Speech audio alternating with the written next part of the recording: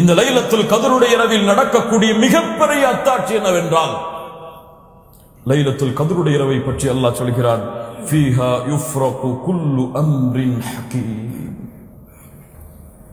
அன்றுதான் அவர்களுடைய விதி எழுதப்படுகிறது.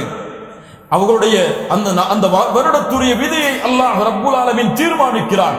ஒவ்வொருவருடைய விதியும் ஒவ்வொருவருடைய செயல்பாடுகளும் அந்த நாளில் முடிவெடுக்கப்படுகிறது. ஒரு முக்கியமான விஷயத்தை மட்டும் சொல்றேன். விதியுடைய வரிசைகள் மகாதீரு தகாதீரு ஹம்சா, விதி 5 தரமாக பிரிக்கப்படும். இது புரிந்தால்தான் இந்த லைலத்துல் கத்ருடைய சிறப்பை நாம் புரிய வேண்டும் முடியும். மகாதீரு தகாதீரு ஹம்சா, விதி 5 வகையாக வரும். அத்தக்தீருல் அஸலி, அத்தக்தீருல் அஸலி நிலையாக இருந்த விதி. எப்படி? அல்லாஹ்வுடைய இல்மில் இருந்த விதி. அல்லாஹ் ரப்புல் ஆலமீன் படைப்புகளை படைப்பதற்கு முன்னாலேயே அல்லாஹ் இந்த படைப்புகள் என்ன செய்யும் என்பதை அறிந்திருந்த விதி. அறிந்திருந்ததை அல்லாஹ் ரப்புல் ஆலமீன் எழுதிய விதி. அல்லாஹ்வுடைய தூதர் ஸல்லல்லாஹு அலைஹி வஸல்லம் சொன்னார்கள், அல்லாஹ் ரப்புல் ஆலமீன் முதலாக இந்த உலகத்திலே படைத்தது எது? கலம். அல்லாஹ் அந்த கலமுக்கு கட்டளையிட்டான், உக்துப், எழுது. அந்த களம் கேட்டது, ஒமாதா அக்துப், எதை எழுதுவது யா அல்லாஹ்? அல்லாஹ் கூறினான், இந்த உலகம் அழியும் வரை உள்ள காரியங்களை எழுதிவிடு. அல்லாஹ்வுடைய தூதர் ஸல்லல்லாஹு அலைஹி வஸல்லம் சொன்னார்கள், இந்த படைப்புகள் படைக்கப்படுவதற்கு 50,000 ஆண்டுகளுக்கு முன்னதாகவே அல்லாஹ் ரப்புல் ஆலமீன் படைப்புகளுடைய விதியை எழுதிவிட்டான். எழுதப்பட்டதற்குரிய கால அளவு என்ன? படைப்புகள் படைக்கப்படுவதற்கு 50,000 ஆண்டுகளுக்கு முன்னால். ஆனால் அல்லாஹ்வுடைய இல்முக்கு கால அளவு கிடையாது. அல்லாஹ்வுடைய இல்மை கால அளவால் நிறுத்த முடியாது. அது நிலையானது, அது இருந்து கொண்டே இருந்தது அல்லாஹ்விடத்தில்.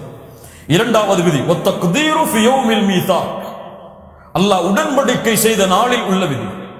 அல்லாஹ் ரப்புல் ஆலமீன் சூரா அராஃபுடைய 172வது வசனத்தில் சொல்கிறான், அல்லாஹ் இந்த படைப்புகளுடைய உயிரை படைத்து முதலாக அல்லாஹ் ஒரு வாக்குறுதியை வாங்கினான், நான் உங்களுடைய இறைவன் இல்லையா? எல்லோரும் சொன்னார்கள், ஆமாம் இறைவா. அல்லாஹ் அந்த நேரத்தில் யார் சொர்க்கவாதிகள் யார் நரகவாதிகள் என்பதை தீர்மானித்தான். இது இரண்டாவது விதி.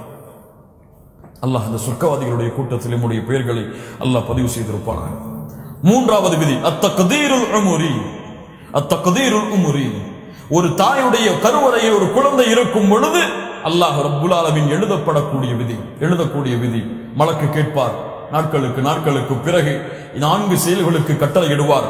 ரிஸ்கிஹி, அவருடைய ரிஸ்கிற்காக, வஅஜலிஹி, அவருடைய தவணைக்காக, வஅமலிஹி, அவருடைய அமலுக்காக, வஷகியுன் அவ் சஈதுன், துர்பாக்கியவானாக மரணிப்பானா, நிர்பாக்கியம் உள்ளவனாக மரணிப்பானா, நல்லவனாக கெட்டவனாக மரணிப்பானா. இந்த 4ம் முடிவு செய்யப்பட்ட தாயுடைய கருவறையில் எழுதப்பட்ட விதி. 4வது விதி வத்தக்தீருல் ஹவுலி, ஆண்டுகளுக்குள்ள விதி. ஹவுல் என்றால் ஒவ்வொரு வருடம், ஒரு வருடத்திலிருந்து இன்னொரு வருடம் வரை அந்த அடியான் என்ன செய்வான் என்பதை அல்லாஹ் ரப்புல் ஆலமீன் கொடுக்கக்கூடிய விதி. அதுதான் லைலத்துல் கத்ருடைய இரவுடைய விதி. அல்லாஹ் ரப்புல் ஆலமீன் இந்த இரவில் அவன் இந்த லைலத்துல் கத்ருடைய இரவில் இருந்து அடுத்த லைலத்துல் கத்ருடைய இரவு வரை என்ன செய்வான் என்பதை முழுவதையும் அல்லாஹ் ரப்புல் ஆலமீன் கொடுக்கக்கூடிய நாள் லைலத்துல் கத்ருடைய நாள்.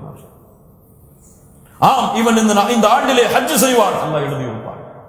ஆம், இந்த நாட்டிலே இவன் இவ்வளவு தொழுகைகளை தொழுவான், எழுதியிருப்பான். இந்த ஆடைகளை உடுத்தி இந்த இடத்தில் அமர்ந்திருப்பான், கடுகளவும் அந்த விதியில் இருந்து மறையாது, எல்லாம் எழுதப்பட்டிருக்கும் என்று இப்னு அப்பாஸ் ரலியல்லாஹு அன்ஹுமா அவர்கள் சொன்னார்கள். 5வது விதி அத்தக்தீருல் யௌமி, ஒவ்வொரு நாளைக்குரிய விதி. அல்லாஹ் ரப்புல் ஆலமீன் சொல்கிறான், குல்ல யௌமின் ஹுவ ஃபீ ஷஅன், ஒவ்வொரு நாளும் அல்லாஹ் ரப்புல் ஆலமீன் ஒவ்வொரு தன்மையில் இருப்பான். சிலரை அல்லாஹ் மன்னிப்பான், சிலரை தண்டிப்பான், சிலருக்கு அருள் கொடுப்பான், சிலருக்கு அல்லாஹ் ரப்புல் ஆலமீன் அருளை எடுப்பான். இந்த விதி அல்லாஹ் வைத்திருக்கக்கூடிய விதி. இந்த 5 விதியில் 4வது விதிதான் லைலத்துல் கத்ருடைய இரவில் எழுதப்படக்கூடிய விதி. அந்த விதியில் உங்களுடைய மரணம் இந்த ஆண்டில் என்று எழுதப்பட்டிருந்தால் அவ்வளவுதான். அந்த விதி எழுதப்படும் நேரத்தில் நீங்கள் உயிரோடு தொழுது கொண்டிருந்தால், அந்த எழுதப்பட்ட நேரத்தில் மரணம் என்று இருந்தால் அந்த நேரத்தில் மரணமாவீர்கள். அல்லாஹ் நம்மை நல்ல மரணத்தோடு மரணிக்க செய்வான்.